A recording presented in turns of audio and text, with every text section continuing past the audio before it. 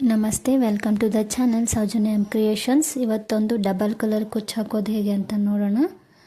First ಇಲ್ಲಿ ನಾನು ಒಂದು ಕಲರ್ದು ಸೀರೆಗೆ ಲಾಕ್ ಮಾಡ್ತಾಯಿದ್ದೀನಿ. 6 ಎಳೆ ದಾರನ ಫಸ್ಟ್ ನೀಡಲ್ ಹಾಕಿ ದಾರ ತಂದು ಈ ದಾರದಲ್ಲಿ ತೆಗೀರಿ. ಲಾಕ್ ಆಗುತ್ತೆ. ಅದ್ರ ಪಕ್ಕದಲ್ಲೇ ಇನ್ನೊಂದು ಸರ್ತಿ ನೀಡಲ್ ಹಾಕಿ ದಾರ ತಂದು 2 ದಾರನ 1 ಮಾಡಿ ಲಾಕ್ ಆಗುತ್ತೆ. ಇಲ್ಲಿ ಲಾಕ್ ಆದಮೇಲೆ ನಾವು 3 ಚೈನ್ಸ್ ಹಾಕೋಣ. 2 3 ಚೈನ್ಸ್ ಹಾಕಿ ಎಲ್ಲಿಗೆ ಬರುತ್ತೆ ಅಲ್ಲಿಗೆ ನೋಡಿಕೊಂಡು ಸ್ಟ್ರೇಟಾಗಿ ನೀಡಲ್ ಹಾಕಿ ದಾರ ತಂದು 2 ದಾರ 1 ಮಾಡಿ ಲಾಕ್ ಮಾಡೋಣ. ಲಾಕ್ ಮಾಡಿದ ಮೇಲೆ ಈಗ ನಾವಿಲ್ಲಿ 4 ಚೈನ್ಸ್ ಹಾಕೊಳ್ಳೋಣ.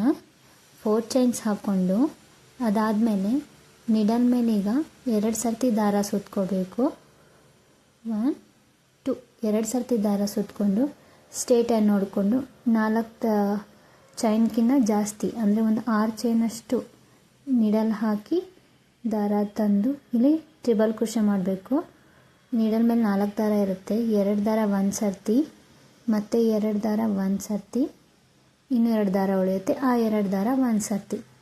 ಈ ರೀತಿ ಒಂದು ವಿ ಶೇಪಿಂದು ಕ್ರಿಯೇಟ್ ಆಗುತ್ತೆ. 4 ಚೈನ್ ಒಂದು ಸೈಡು ಇಲ್ಲಿ ಟ್ರಿಬಲ್ ಕ್ರೋಶೆ ಆಗುತ್ತೆ. ಇದು 2 ಚೈನ್ಸ್ ಹಾಕ್ಕೊಳ್ಬೇಕು. 2 ಚೈನ್ಸ್ ಹಾಕ್ಕೊಂಡು ನೀಡಲ್ ಮೇಲೆ 1 ಸರ್ತಿ ದಾರ ಸುತ್ತಕೊಂಡು ಈ ಗ್ಯಾಪಲ್ಲಿ ಹೋಗಿ ದಾರ ತಂದು 2 ದಾರ 1 ಸರ್ತಿ ಮತ್ತು 2 ದಾರ 1 ಸರ್ತಿ ಇಲ್ಲಿ ಡಬಲ್ ಕ್ರೋಶೆ ಮಾಡ್ಕೋಬೇಕು. ನೀಡಲ್ ಮೇಲೆ 1 ಸರ್ತಿ ದಾರ ಸುತ್ತಕೊಂಡು ಈ ಗ್ಯಾಪ್ ಒಳಗಡೆ ಹೋಗಿ ದಾರ ತಂದು 2 ದಾರ 1 ಸರ್ತಿ ಮತ್ತು 2 ದಾರ 1 ಸರ್ತಿ. ಇಲ್ಲಿ ಹಾಫ್ ಡಿಸೈನ್ ಆಗುತ್ತೆ. ನೆಕ್ಸ್ಟ್ ಇನ್ನೊಂದು ಕಲರ್ ಇನ್ನು ಹಾಫ್ ಡಿಸೈನ್ ಕಂಪ್ಲೀಟ್ ಆಗುತ್ತೆ. ಇಲ್ಲಿ ಟೋಟಲ್ ನಾನು 9 ಡಬಲ್ ಕ್ರೋಶೆ ಮಾಡ್ಕೊಂಡಿದ್ದೀನಿ. ನೀಡಲ್ ಮೇಲೆ 1 ಸರ್ತಿ ದಾರ ಸುತ್ಕೋಬೇಕು. ಗ್ಯಾಪಲ್ಲಿ ಹೋಗಿ ದಾರ ತಂದು 2 ದಾರ 1 ಮತ್ತು 2 ದಾರ 1. ಇಲ್ಲಿ ನಾನು 9 ಮಾಡಿದ್ದೀನಿ. 9 ಡಬಲ್ ಕ್ರೋಶೆ ಆದಮೇಲೆ ಲಾಸ್ಟಿಗೆ ಅದು ಎಲ್ಲಿಗೆ ಬರುತ್ತೆ ಅಲ್ಲಿಗೆ ನೋಡಿಕೊಂಡು ಸ್ಟ್ರೇಟಾಗಿ ನೀಡಲ್ ಹಾಕಿ ದಾರ ತಂದು 2 ದಾರ 1 ಮಾಡಿ ಲಾಕ್ ಮಾಡಬೇಕು. ಇಷ್ಟು ಲಾಕ್ ಮಾಡಿದ ಮೇಲೆ ಮತ್ತೆ ನೆಕ್ಸ್ಟು 3 ಚೈನ್ಸ್ ಹಾಕ್ಕೊಳ್ಬೇಕು. 1 2 3 ಚೈನ್ಸ್ ಹಾಕ್ಕೊಂಡು ಎಲ್ಲಿಗೆ ಬರುತ್ತೆ ಅಲ್ಲಿಗೆ ಸ್ಟ್ರೇಟಾಗಿ ನೋಡಿಕೊಂಡು ಅಲ್ಲೂ ಕೂಡ ಇನ್ನೂ 1 ಸರ್ತಿ ಲಾಕ್ ಮಾಡಬೇಕು. ನೀಡಲ್ ಹಾಕಿ ದಾರ ತಂದು 2 ದಾರನ 1 ಮಾಡಬೇಕು. ಲಾಕ್ ಮಾಡಿದ ಮೇಲೆ ನೆಕ್ಸ್ಟು 4 ಚೈನ್ಸ್ ಹಾಕ್ಕೊಳ್ಬೇಕು. 4 ಚೈನ್ಸ್ ಹಾಕ್ಕೊಂಡು ನೀಡಲ್ ಮೇಲೆ 2 ಸರ್ತಿ ದಾರ ಸುತ್ತಕೊಂಡು 4 ಚೈನ್ ಬಿಟ್ಟು ಅಂದರೆ ಒಂದು 6 ಚೈನಷ್ಟು ಗ್ಯಾಪು ಇಲ್ಲ ಹಿಂಗೆ ಸ್ಲ್ಯಾಂಟಾಗಿ ತೊಗೊಳ್ಳಿ. ನಿಮಗೆ ಗೊತ್ತಾಗಲಿಲ್ಲ ಅಂದರೆ ಈ ರೀತಿ ತೊಗೊಂಡು ಅಲ್ಲಿ ನೀಡಲ್ ಹಾಕಿ ದಾರ ತಂದು ಟ್ರಿಬಲ್ ಕ್ರೋಶೆ 2 ದಾರ 1 ಸರ್ತಿ ಮತ್ತು 2 ದಾರ 1 ಸರ್ತಿ ಮತ್ತು 2 ದಾರ 1 ಸರ್ತಿ ಟ್ರಿಬಲ್ ಕ್ರೋಶೆ ಮಾಡಿ ನೆಕ್ಸ್ಟ್ ಇಲ್ಲಿ 2 ಚೈನ್ಸ್ ಹಾಕ್ಕೊಳ್ಬೇಕು. 2 ಚೈನ್ಸ್ ಹಾಕ್ಕೊಂಡು ಮತ್ತು ಡಬಲ್ ಕ್ರೋಶೆ ಮಾಡ್ಕೋತ ಹೋಗಬೇಕು. ನೀಡಲ್ ಮೇಲೆ 1 ಸರ್ತಿ ದಾರ ಸುತ್ಕೋಬೇಕು. ಗ್ಯಾಪಲ್ಲಿ ಹೋಗಿ ದಾರ ತಂದು 2 ದಾರ 1 ಮತ್ತು 2 ದಾರ 1. ನೀಡಲ್ ಮೇಲೆ 1 ಸರ್ತಿ ದಾರ ಸುತ್ಕೋಬೇಕು. ಗ್ಯಾಪಲ್ಲಿ ಹೋಗಿ ದಾರ ತಂದು 2 ದಾರ 1 ಮತ್ತು 2 ದಾರ 1. ಹೀಗೆ ಕಂಟಿನ್ಯೂ 9 ಮಾಡ್ಕೋಬೇಕು. ಈ ಸೈಡು ನಾವು ಫಸ್ಟ್ ಎಷ್ಟು ಮಾಡ್ಕೊಂಡಿರ್ತೀವಿ ಅಷ್ಟೇ ಮಾಡ್ಕೋತ ಹೋಗಿ, ಇಲ್ಲಾಂದರೆ ಹೆಚ್ಚು ಕಮ್ಮಿ ಕಾಣಿಸುತ್ತೆ. ಲಾಸ್ಟಲ್ಲಿ ಮತ್ತು ಸೇಮ್ ಸ್ಟ್ರೇಟಾಗಿ ನೋಡಿಕೊಂಡು ಎಲ್ಲಿ ಬರುತ್ತೆ ಅಲ್ಲಿ ನೋಡಿಕೊಂಡು ನೀಡಲ್ ಹಾಕಿ ದಾರ ತಂದು 2 ದಾರನ 1 ಮಾಡಿ ಲಾಕ್ ಮಾಡಬೇಕು. ಇದು ಪೂರ್ತಿ ಸೀರೆನ ಹೀಗೆ ಹಾಕಬೇಕು. ಇದು ಫಸ್ಟ್ ಸ್ಟೆಪ್ಪು. ಈಗ ನೆಕ್ಸ್ಟ್ ಸೆಕೆಂಡ್ ಸ್ಟೆಪ್ಗೆ ಹೋಗೋಣ.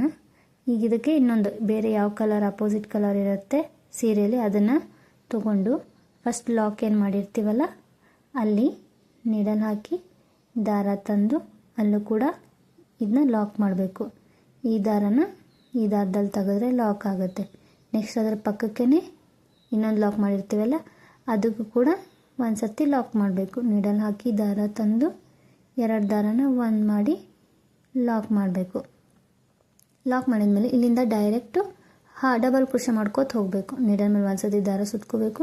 ಈ 4 ಚೈನ್ದು ಗ್ಯಾಪ್ ಇರುತ್ತಲ್ಲ ಅಲ್ಲಿ ನೀಡಲ್ ಹಾಕಿ ದಾರ ತಂದು 2 ದಾರ 1 ಸರ್ತಿ ಮತ್ತು 2 ದಾರ 1 ಸರ್ತಿ. ಇಲ್ಲೂ ಡಬಲ್ ಕ್ರೋಶೆ ಮಾಡಬೇಕು. ಮತ್ತು ನೀಡಲ್ ಮೇಲೆ 1 ಸರ್ತಿ ದಾರ ಸುತ್ಕೋಬೇಕು. ಆ ಗ್ಯಾಪಲ್ಲಿ ಹೋಗಿ ದಾರ ತಂದು 2 ದಾರ 1 ಸರ್ತಿ ಮತ್ತು 2 ದಾರ 1 ಸರ್ತಿ. ಇಲ್ಲೂ ಕೂಡ 9 ಮಾಡಬೇಕು. ನಾವು ಫಸ್ಟ್ ಚಾಕ್ಲೇಟ್ ಕಲರ್ದು ಎಷ್ಟು ಮಾಡಿದ್ನಲ್ಲ ಅಷ್ಟೇ ಈ ಕಲರ್ದು 9 ಮಾಡ್ತಿದ್ದೀನಿ.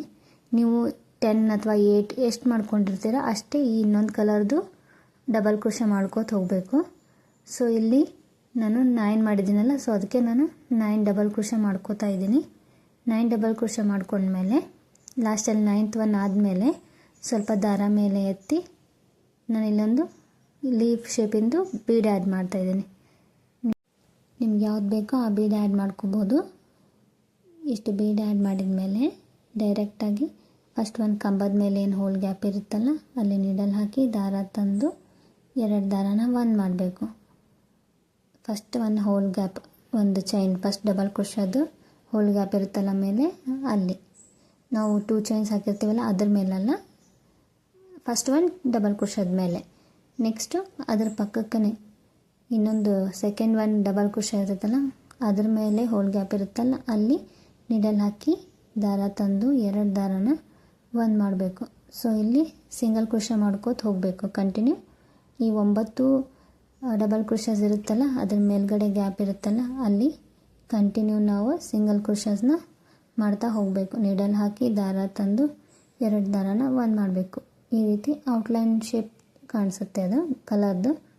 ಸೊ ಹೀಗೆ ಕಂಟಿನ್ಯೂ ಅಲ್ಲಿ 8 ಅಥವಾ 9 ಎಷ್ಟು ಮಾಡಿರ್ತೀರ ನೋಡಿ ಅಷ್ಟಕ್ಕೆ ನೀವು ಸಿಂಗಲ್ ಕ್ರೋಶೆ ಮಾಡಬೇಕು.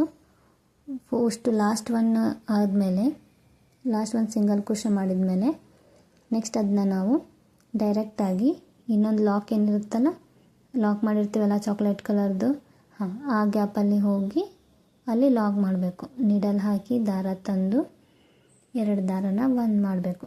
ಸೊ ಲಾಕ್ ಆಗುತ್ತೆ. ಈ ರೀತಿ ಕಾಣಿಸುತ್ತೆ ಡಿಸೈನು. ನೀವು ಬೇಕಂದ್ರೆ ಅಲ್ಲಿ ಬೀಡ್ಸ್ ಆ್ಯಡ್ ಮಾಡ್ಬೋದು. ನಾನೀಗ ಬೀಡ್ ಒಂದು ಆ್ಯಡ್ ಮಾಡಿ ತೋರಿಸ್ತೀನಿ. ನೀವು ಈ ಥರ ಬೇಕಾದರೂ ಆ್ಯಡ್ ಮಾಡ್ಕೋಬೋದು, ಬೀಡ್ ಬೇಕಾದರೂ ಮಾಡ್ಕೋಬೋದು.